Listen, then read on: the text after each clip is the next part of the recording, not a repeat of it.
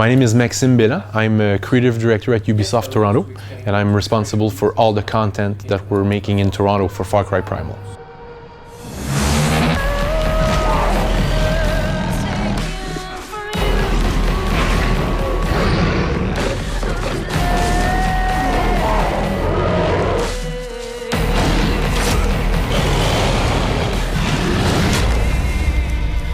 What is Far Cry Primal?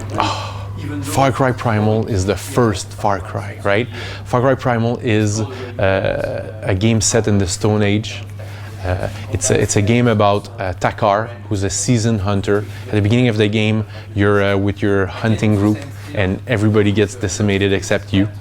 So the game is about you hunting for survival, crafting your weapons, crafting your gear, and it's also about you being the first Beastmaster. So in the game, you're going to be able to tame all of the predators that you find in the open world.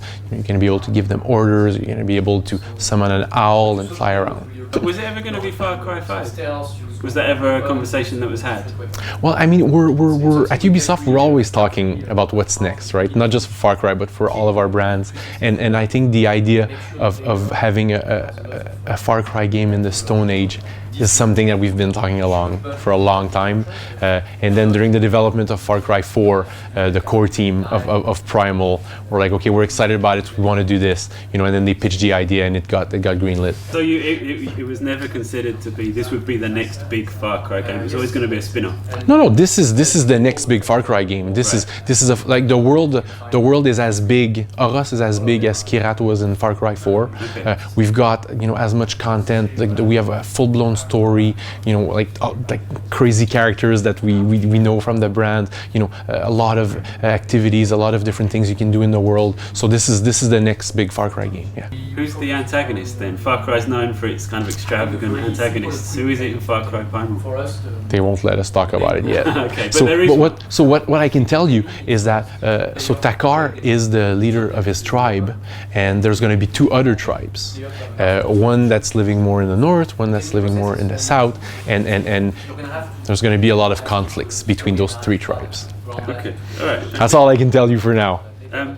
Far Cry, so that's one of the things that defines Far Cry to me. The other thing is, in recent years, the last two iterations, it's been about the kind of emergent gameplay. You're walking down the road and you get attacked by an eagle, and then a bear turns up and a honey badger fucks your face up. Or, yes. You know what I mean? It's the way that those systems Completely. interact. Yes. Has that been refined at all in Far Cry Primal, or is it more of the same? Well, I think it's even more than ever before, and especially because of the fact that you are a Beastmaster. So now all the animals, all the predators that you have in the world, you can also tame and use as your own animals. And we've worked really hard to keep the systemic aspect that you're talking about, that you love about Far Cry, right? So we've done stuff like, for example, we've designed a hierarchy between all the beasts, where the bigger ones are going to scare away the smaller ones, right? And stuff like the bear, for example. If maybe some wolves come around and maybe they want to attack you, well, if you've got the bear on your side, the bear is going to step on his back legs and he's going to growl and he's going to scare the wolves away. Or if you've got, the honey badger is back. The honey badger is still a dick. Don't worry. But this time you're going to be able to tame the honey badger. You're going to be able to send the honey badger in an outpost and create chaos, because it's going to, like annoy all the AI in there. And you were talking about eagle, but now, like when you're flying the owl, one of the things you can do is do a dive attack and take out, so you can kind of like avenge yourself for Far Cry 4. Tell us a little bit more about that, because that's one of the headline new things, that you can control an owl, and explain it in your own way. Yeah, the part of Takar being a Beastmaster is his ability to summon an owl, right? And it's super easy, D-pad up, you whistle, call the owl, and then I think it's great because it's a tactical gadget in a way, if you want, because you can see the areas around, you can see what's happening. You're going to be able to mark the different predators, the different animals you see, the enemies. You're going to see the type of enemies they are. You can also, if you buy the good skills, you're going to be able to drop fire pots on the enemies. You're going to be able to control your beast. You're going to be able to you're able to send your beast while you're flying. So you can be flying with the owl and send your saber-tooth, to take out some enemies or to hunt, against animals. And then, yeah, dive and then take out an enemy, take out some animals. You can also dive and break some cages that have animals inside, so to liberate them and then create havoc inside a camp. So, obviously it's set, what's the year, or how many years ago is it set? It's 12,000 years ago, 12,000. So 10,000 BC, yeah. So, the same with any game, I guess, but especially in this as well, you have to make a decision between historical accuracy and fun. Yes. Yeah. Tell me how you drew that line. Well, a good example of a historical accuracy is actually humans started to work with wolves about 13,000 years ago.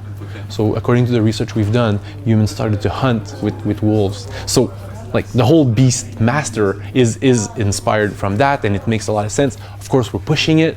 Like we've got, you can ride a saber-tooth in the game, so that's super cool. Pretty sure they weren't riding saber-tooths during those days, but I mean, and that's the liberty, of course, that we want to give ourselves. You know, all the crafting, I think, is we always have you know, Far Cry, like you said, it's always realistic to a certain extent. So all our crafting, you know, we've done our research, we've done we're doing it. Of course, for gameplay reasons, crafting an arrow is going to be a bit faster than it would take, you know. Dinosaurs? No dinosaurs. Come on, give us some dinosaurs. No dinosaurs. Please. No dinosaurs. Like if I ask a lot and beg, will you do dinosaurs? DLC dinosaurs. I'll give you $12.99 for a dinosaur. No dinosaurs. Okay. All right then. I was told not to blink when I said that. You didn't. Yeah, I was trying.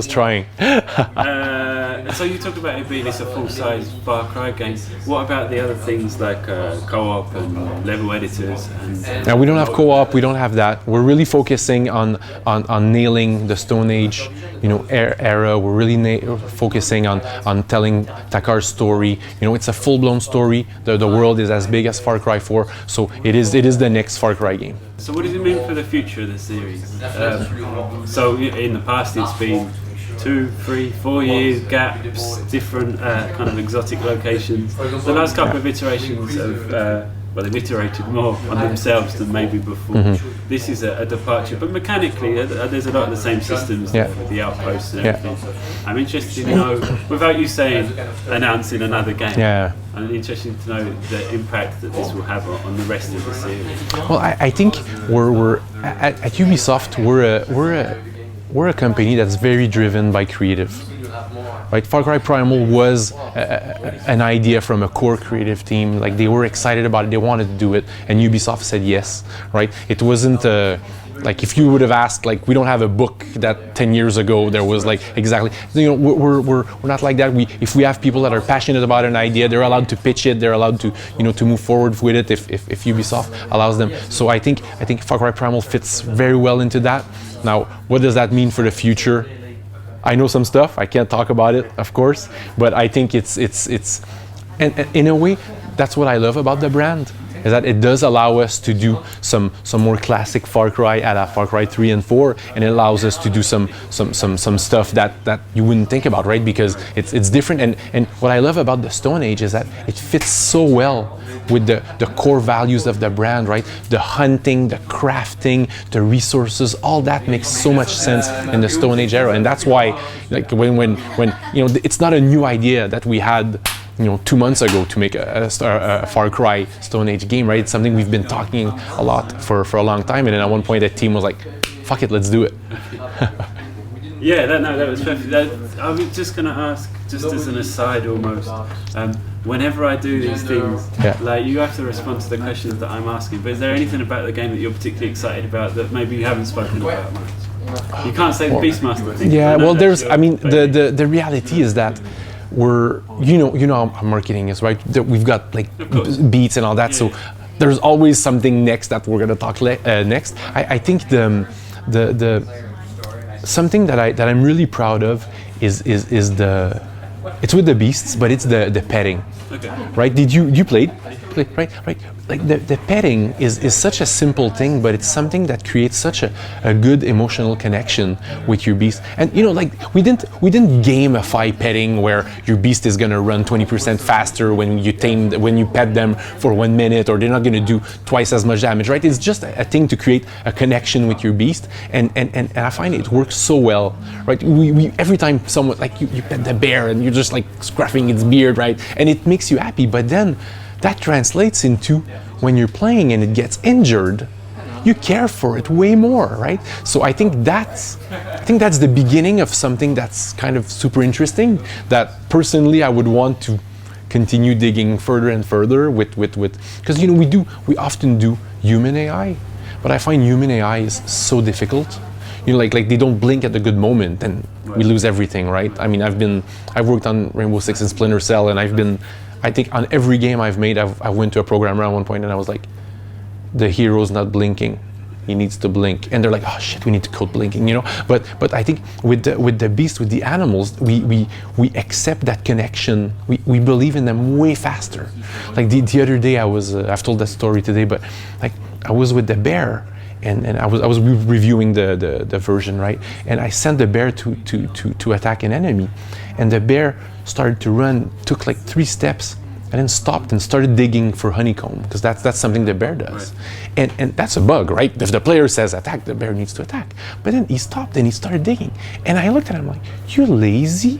Like, what are you doing? Like, and you know, it was a reaction where usually I'd be like, oh, the AI is not reacting properly. But because we've created that little connection, gave them personality. Yes, and I end up talking to them way more than I want to admit.